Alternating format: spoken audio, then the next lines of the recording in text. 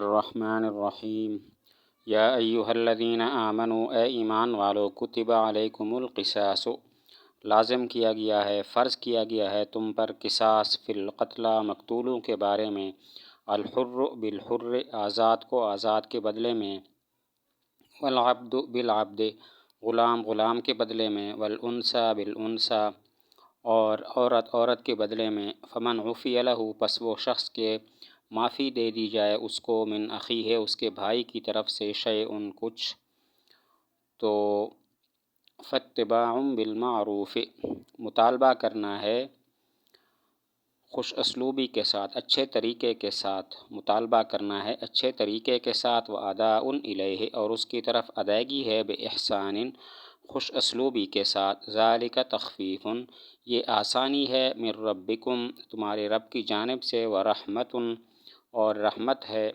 فمن اعتدی بعد ذالک پس جو زیادتی کرے اس کے بعد، فلہ عذاب علیم تو اس کے لیے دردناک عذاب ہے۔ یا ایھا الذین آمنوا اے ایمان والو کتب علیکم القصاص فرض کیا گیا ہے تم پر قصاص فی القتلی مقتولوں کے بارے میں، الحر بالحر آزاد آزاد کے بدلے میں، والعبد بالعبد اور غلام غلام کے بدلے میں، والانثی بالانثی اور عورت عورت کے بدلے میں، فمن عفی لہ پس وہ شخص کے معافی دے دی جائے اس کو، من اخیہ اس کے بھائی کی جانب سے،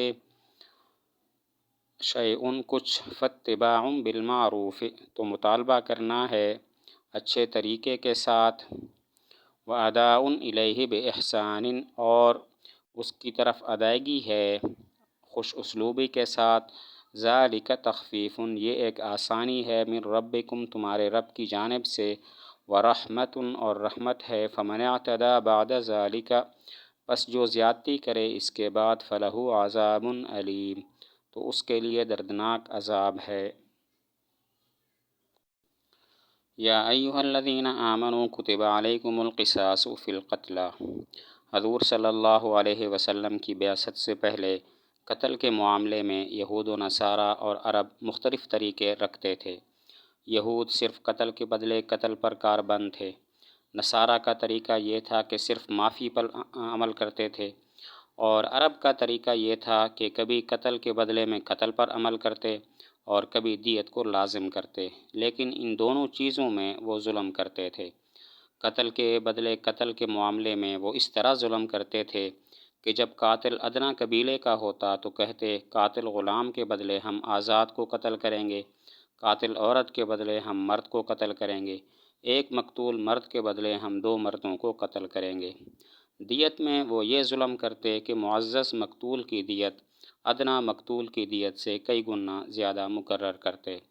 حضور صلی اللہ علیہ وسلم کی بعثت ہوئی تو اللہ تعالیٰ نے عدل کا حکم دیا اور یہ آیت نازل فرمائی، یا ایھا الذین آمنوا کتب علیکم القصاص فی القتلی اے ایمان والو تم پر مقتولوں میں قصاص لازم کر دیا گیا ہے، فرض کر دیا گیا ہے۔ تو اس آیت کا شان نزول یہ ہے کہ حضور صلی اللہ علیہ وسلم کی بعثت سے پہلے قتل کے معاملے میں یہود و نصارہ اور عرب کے مختلف طریقے تھے۔ یہود صرف قتل کے بدلے قتل پر کاربند تھے، نصارہ صرف معافی پر عمل کرتے، عرب کبھی قتل کے بدلے قتل پر عمل کرتے، کبھی دیت لازم کرتے، لیکن ان دونوں باتوں میں وہ ظلم کرتے تھے۔ قتل کے بدلے قتل کے معاملے میں وہ اس طرح ظلم کرتے تھے کہ جب قاتل ادنیٰ قبیلے کا ہوتا تو کہتے کہ قاتل غلام کے بدلے ہم آزاد کو قتل کریں گے، قاتل عورت کے بدلے ہم مرد کو قتل کریں گے، ایک مقتول مرد کے بدلے ہم دو مردوں کو قتل کریں گے۔ دیت کے معاملے میں وہ اس طرح ظلم کرتے تھے کہ معزز مقتول کی دیت ادنیٰ مقتول کی دیت سے کئی گنا زیادہ مقرر کرتے۔ حضور صلی اللہ علیہ وسلم کی بعثت ہوئی تو اللہ تعالیٰ نے عدل کا حکم دیا اور یہ آیت نازل فرمائی، الحر بالحر والعبد بالعبد والانثی بالانثی آزاد کو آزاد کے بدلے، غلام کو غلام کے بدلے اور عورت کو عورت کے بدلے میں قتل کیا جائے گا، قصاصاً یعنی بدلہ لیا جائے گا۔ آزاد کو آزاد کے بدلے، غلام کو غلام کے بدلے اور عورت کو عورت کے بدلے میں قصاص لیا جائے گا۔ اور اس کا مطلب یہ ہے کہ جب کوئی آزاد کو قتل کرے تو اس کے بدلے میں اسی قاتل کو ہی قصاص کیا جائے گا۔ مقتول کی شرافت کو دیکھتے ہوئے اوروں سے قصاص نہیں لیا جائے گا، اوروں سے بدلہ نہیں لیا جائے گا۔ غلام اگر کسی غلام کو قتل کر دے تو بدلے میں اسی غلام سے قصاص لیا جائے گا، کسی آزاد کو اس کے بدلے میں قصاص نہیں کیا جائے گا۔ آیت کا خلاصہ یہ ہے کہ جب کوئی آزاد کو قتل کرے تو اس کے بدلے میں اسی قاتل کو ہی قصاص کیا جائے، مقتول کی شرافت کو دیکھتے ہوئے کسی اور کو قصاص نہ کیا جائے۔ غلام اگر غلام کو قتل کرے تو بدلے میں اسی غلام سے قصاص لیا جائے، کسی آزاد سے قصاص نہ لیا جائے۔ فمن عفی لہ من اخیہ شیء، من عفیہ سے مراد قاتل ہے اور اخیہ سے مراد مقتول کا وارث ہے، اور مطلب یہ ہے قاتل کو مقتول کے وارث کی طرف سے کچھ معافی مل جائے۔ من عفیہ سے مراد قاتل ہے اور اخیہ سے مراد مقتول کا وارث ہے، اور مطلب یہ ہے کہ قاتل کو مقتول کے وارث کی طرف سے کچھ معافی مل جائے۔ فاتباع بالمعروف واداء الیہ باحسان، یہ خبر ہے، اس کا مبتدا محذوف ہے، یعنی فحکمہ اتباع بالمعروف واداء الیہ باحسان۔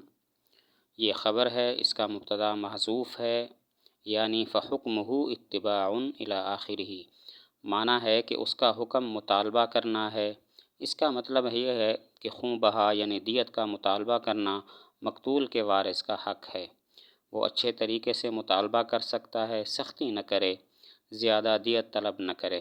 قاتل اگر تنگ دست ہے تو اس کو کچھ مہلت دے، اور قاتل کا فرض یہ ہے کہ وہ خوش اسلوبی سے ادائیگی کر دے، خوں بہا ادا کر دے، ٹال مٹول نہ کرے۔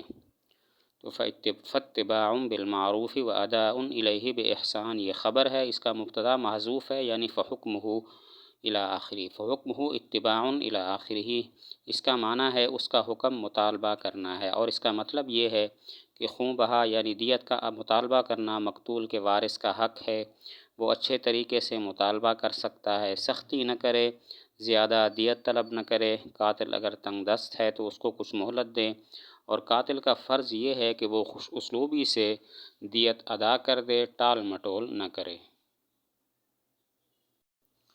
ذالک تخفیف من ربکم ورحمہ، یہ قصاص، معافی اور دیت کے حکم کی جو مشروعیت ہے اللہ تعالیٰ کی طرف سے رحمت اور آسانی ہے، کیونکہ یہود کے لیے صرف قصاص کا حکم تھا، معافی اور دیت نہیں تھی۔ نصارہ کے لیے صرف معافی کا حکم تھا، قصاص اور دیت نہیں تھے۔ اس امت کے لیے سہولت ہے، قصاص، دیت اور معافی سب کے سب مشروع ہیں۔ ذالک تخفیف من ربکم ورحمہ، قصاص، معافی اور دیت کے حکم کی جو مشروعیت ہے یہ اللہ تعالیٰ کی طرف سے آسانی اور رحمت ہے، کیونکہ یہود کے لیے صرف قصاص کا حکم تھا، ان کے لیے معافی اور دیت نہیں تھی۔ نصارہ کے لیے صرف معافی کا حکم تھا، قصاص اور دیت نہیں تھے۔ اس امت کے لیے سہولت ہے کہ قصاص، دیت اور معافی سب مشروع ہیں۔ فمن اعتدی بعد ذلک، جو زیادتی کرے، تو زیادتی میں کئی صورتیں شامل ہیں۔ نمبر 1، معافی یا دیت کی وصولی کے بعد بھی قتل کرے۔ نمبر 2، غیر قاتل کو قتل کرے۔ نمبر 3، قاتل کے علاوہ دوسروں کو بھی قتل کرے۔ نمبر 4، مقرر شدہ دیت سے زیادہ کا مطالبہ کرے۔ نمبر 5، قصاص لینے میں حد سے تجاوز کرے۔ فمن اعتدی بعد ذلک، جو اس کے بعد زیادتی کرے۔ اس زیادتی میں کئی صورتیں شامل ہیں۔ نمبر 1، معافی یا دیت کی وصولی کے بعد بھی قتل کرے۔ نمبر 2، غیر قاتل کو قتل کرے۔ نمبر 3، قاتل کے علاوہ دوسروں کو بھی قتل کرے۔ نمبر 4، مقرر شدہ دیت سے زیادہ کا مطالبہ کرے۔ نمبر 5، قصاص لینے میں حد سے تجاوز کرے۔ فَلَهُ عَذَابٌ أَلِيمٌ، تو اس کے لیے سخت عذاب ہوگا آخرت میں۔ جو اس کے بعد تجاوز کرے گا تو اس کے لیے سخت عذاب ہوگا اور دردناک عذاب ہوگا۔ تو لیکن حسن اور ابن جبیر رحمہ اللہ سے مروی ہے کہ اس کا تعلق آخرت سے نہیں ہے بلکہ دنیا کے ساتھ اس کا تعلق ہے، اور مطلب یہ ہے کہ جو دیت کی وصولی یا معافی کے بعد بھی قتل کرے تو ایسے شخص سے قصاص لیا جائے، نہ تو اس کو معاف کیا جائے نہ اس کی دیت قبول کی جائے۔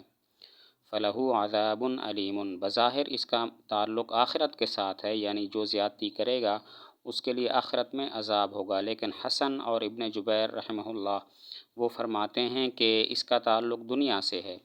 جو دیت کی وصولی یا معافی کے بعد بھی قتل کرے، ایسے شخص کو اسے شخص سے قصاص لیا جائے، نہ تو اس کو معاف کیا جائے اور نہ اس کی دیت کو قبول کیا جائے۔